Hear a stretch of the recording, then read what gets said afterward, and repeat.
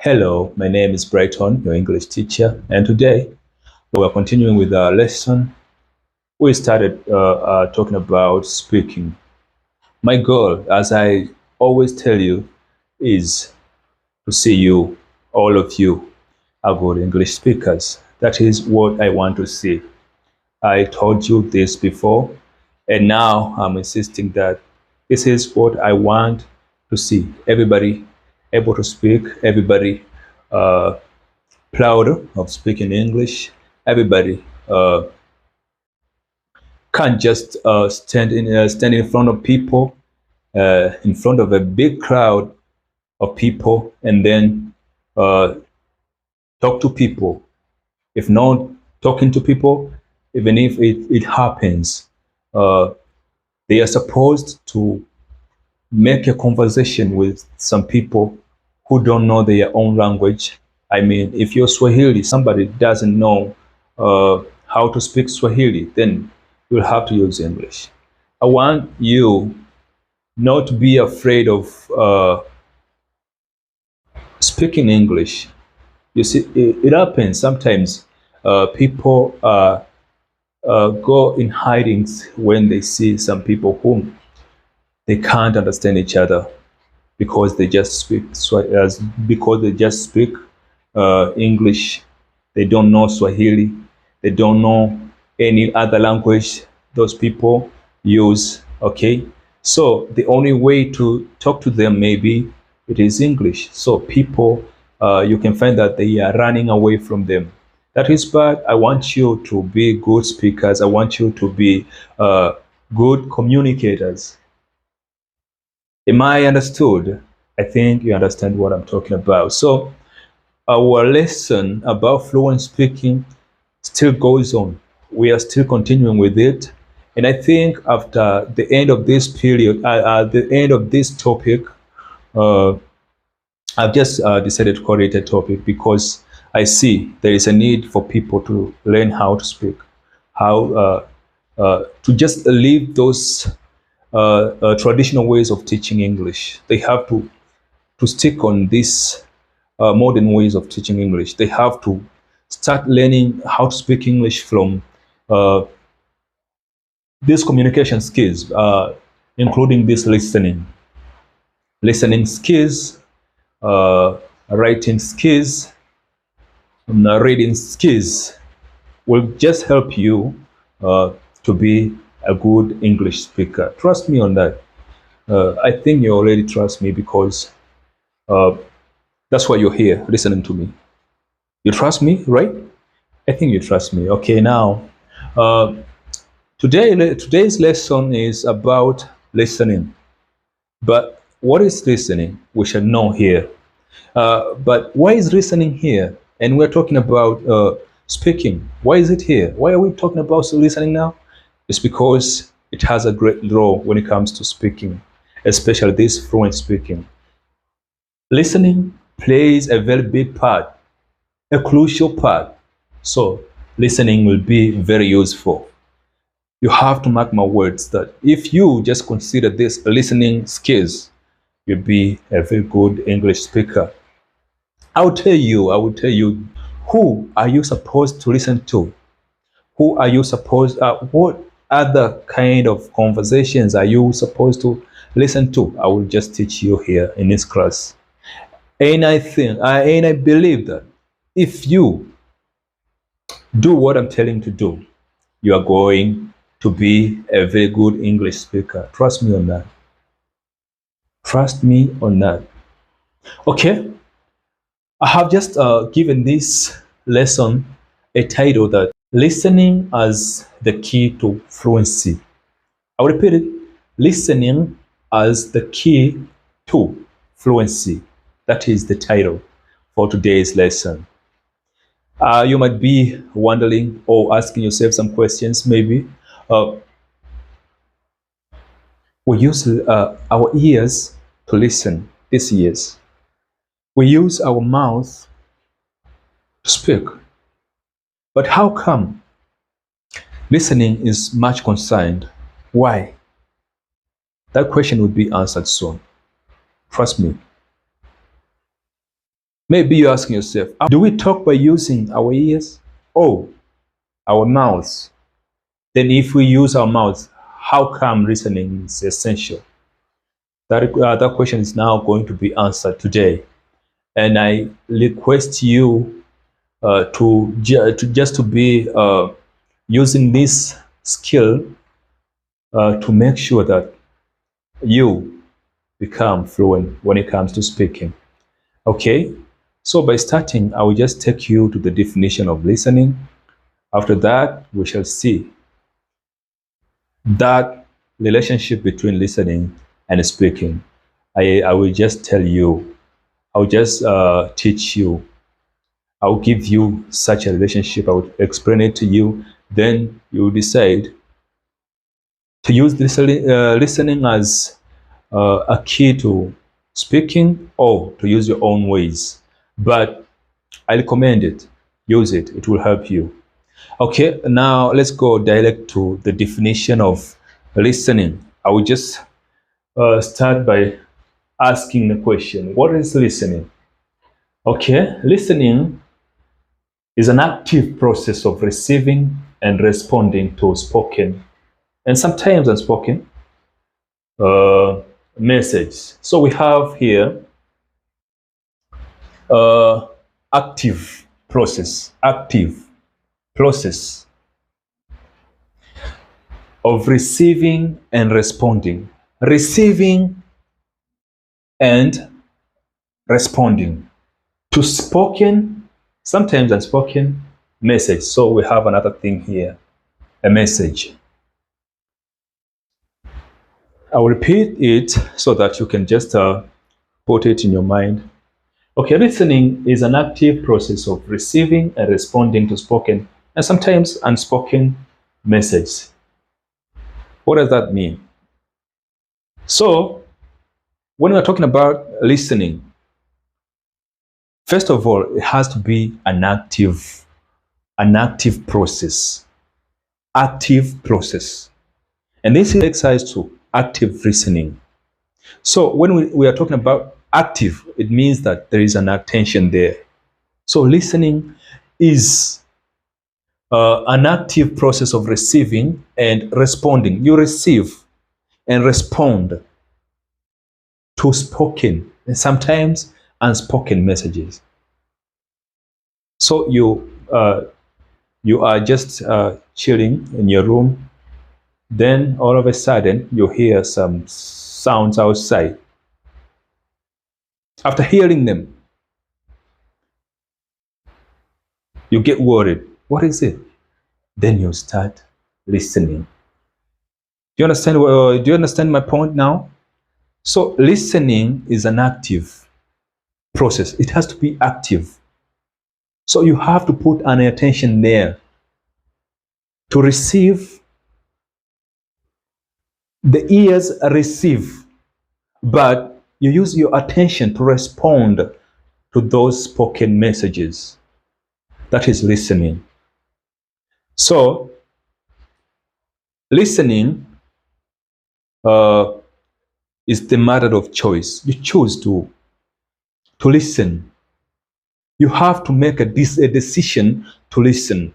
So listening always means that you have to pay attention to some sounds, receiving sounds, and uh, responding to those sounds. You respond.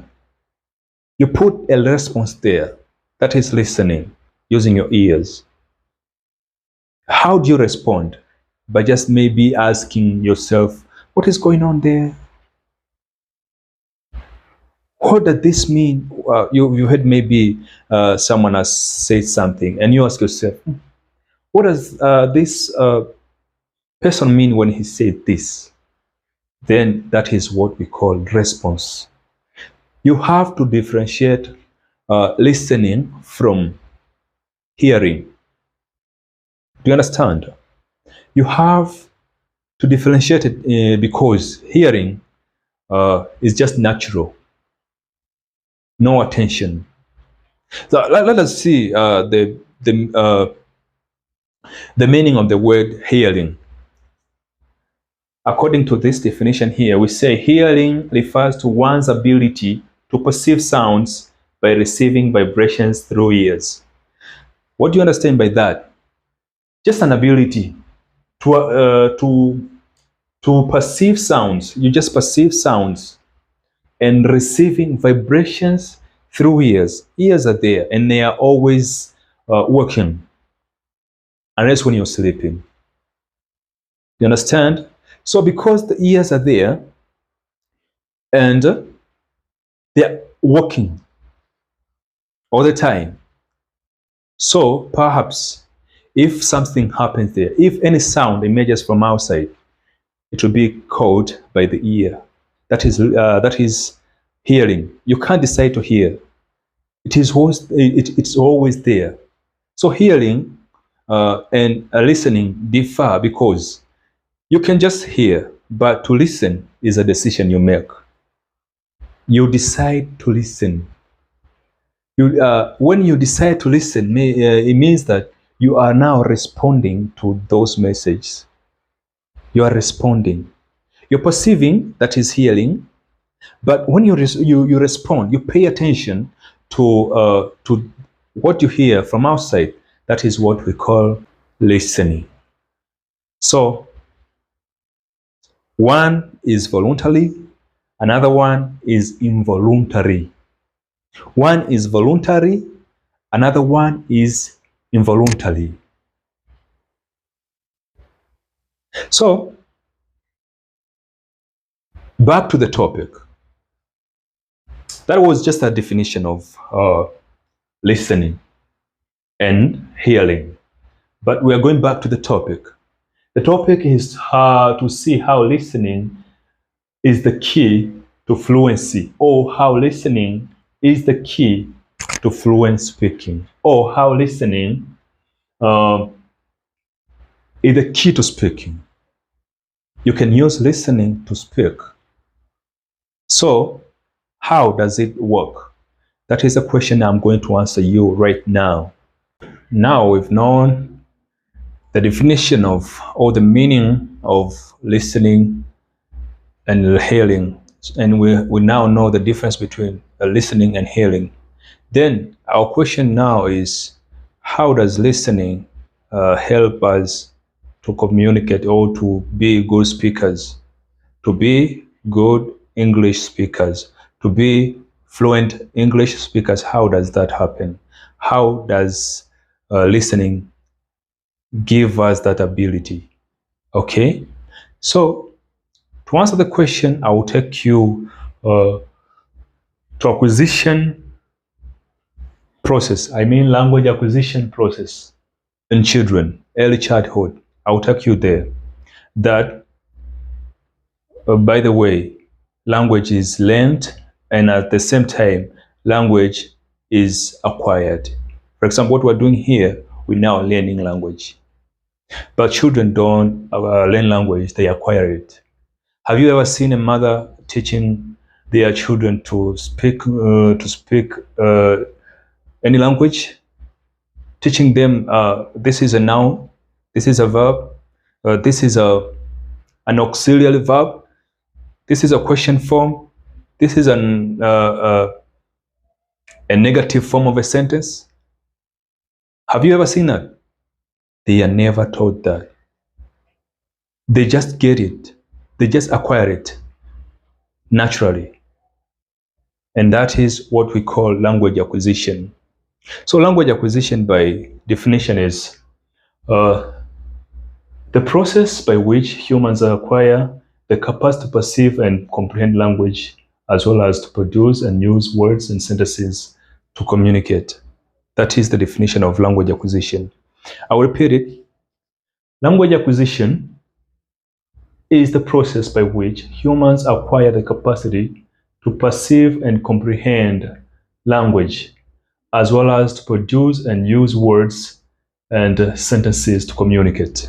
That is the definition, simple definition. But here, I will just give you the meaning of the words or the terms that are found in this definition. Let's say there is this perceive and comprehend. So when we perceive, we just just the ability to get, ability to acquire, ability to catch language, to catch language. That is to perceive, but to comprehend means the ability to understand the language.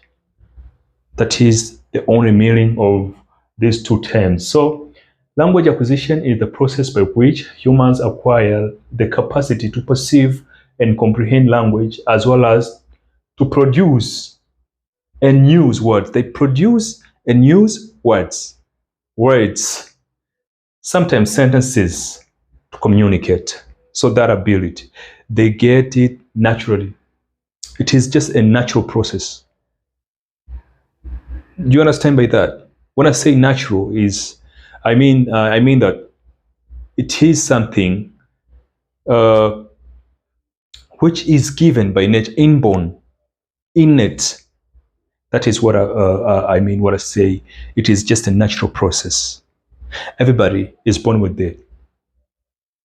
Everybody is born with it. If you are not born with it, it means that you have some kinds of impairment. Do you understand?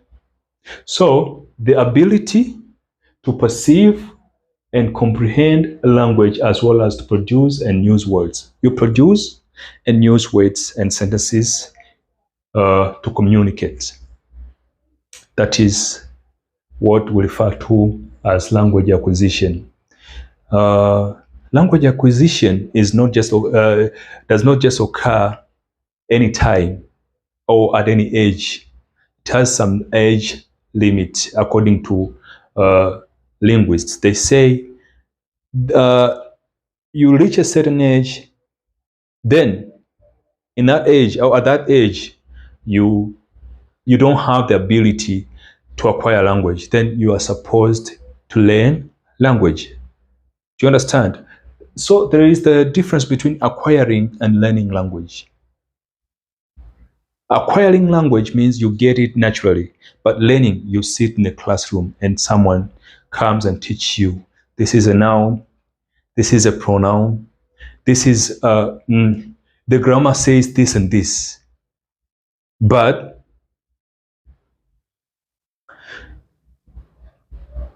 when you're getting language or you are just acquiring language, you don't know whether the words you speak or the words you utter from your mouth are in which word class. You never know until you go to class 2. There you get education on what you speak. When you speak this, this is a simple sentence. This is a complex sentence.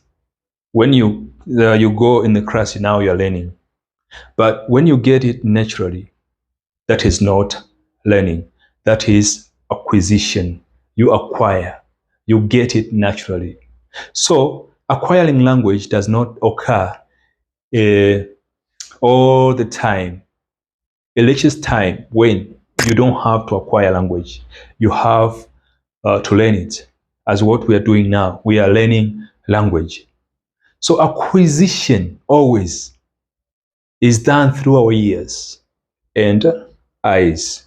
You watch how people mold their words, how people articulate their words, how people say, how people speak.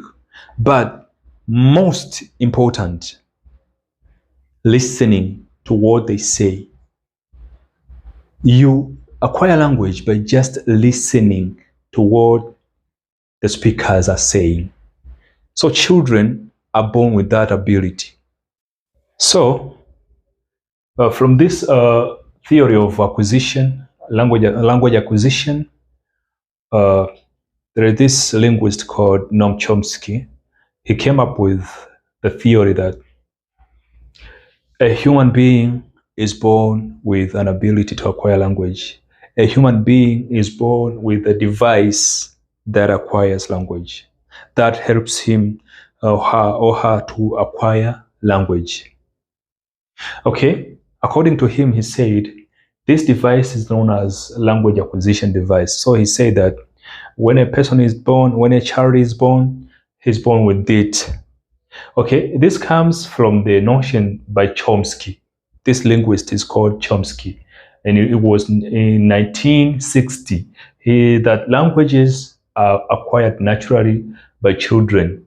Everyone is born with the tools to learn languages. These tools, or this tool, is known as the language acquisition device, LAD abbreviation. Okay, the language acquisition device is innate. Innate. Innate means it is inborn. You are born something you are born with. Okay. So according to him, this device, language acquisition device, is innate. You are born with it. That ability to acquire language. You are born with it. Okay. And he continues to say that, and this means that it is not an actual part of the brain.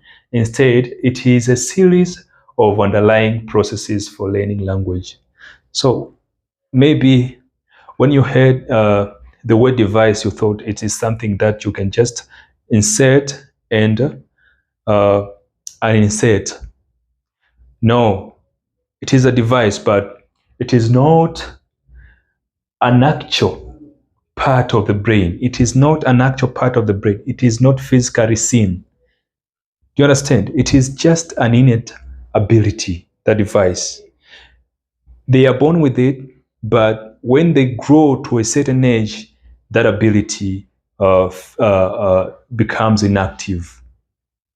Becomes inactive. So when they are born with ability, a very big ability to acquire any language they are exposed to. But when the right time comes, they will have to learn language rather than acquiring language. So according to Chomsky, a child is born with that device. And when the device is inactive, then the child will not be able to acquire language. Instead, there will be learning language. Do you understand what I'm talking about? That is what Chomsky, Noam Chomsky said, that a child is born with an innate ability to acquire language. And that innate ability, he classified it as a language acquisition device. Language acquisition device. So, according to him, in order for a child to understand or to learn language or to get language or to acquire language, they have to listen. Do you understand? So I'm just trying to show you that power of listening. So it is just obvious. Children listen attentively to their mothers. Children listen attentively to everybody around them. So they listen to them, they just imitate what they do, what they say, what they pronounce, they imitate it. It is just an obvious theory. Children imitate what their parents or other people around them pronounce. So children have that ability to acquire language, and they have that ability to imitate what their parents and other people around them try to pronounce to them. They will just try it, but the process starts with listening. They listen to them, then after listening and comprehending, they will try to speak it out. That is what I mean. So I was just taking you back to this acquisition process, language acquisition process, to tell you that that is the way you need to learn language. You have to listen to native speakers. You have to listen to those who were first exposed to the to English language, and they know how to speak language in a natural way. So you will have to listen to them so that you understand what they say. After you listening to them, that ability is still there.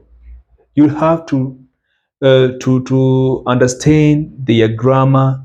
You'll have to understand uh, their pronunciation, how they pronounce some words. You have to listen to those native speakers of English.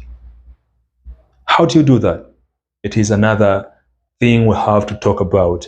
I think when we meet again, I will tell you how you can use this technique to be a good speaker. Who are you supposed to listen to? What kind of conversations are you supposed to listen to? What kind of maybe what kind of techniques do you have to use so that you can be a good listener? That is what is coming next. What I'm going to teach you next. I'll tell you how listening can build your confidence. Listening can make you a good speaker. I will tell you when we meet again. For today, I think it's enough. Let us just end here, and I welcome you to the next lesson. Thank you for listening to me. I'm out.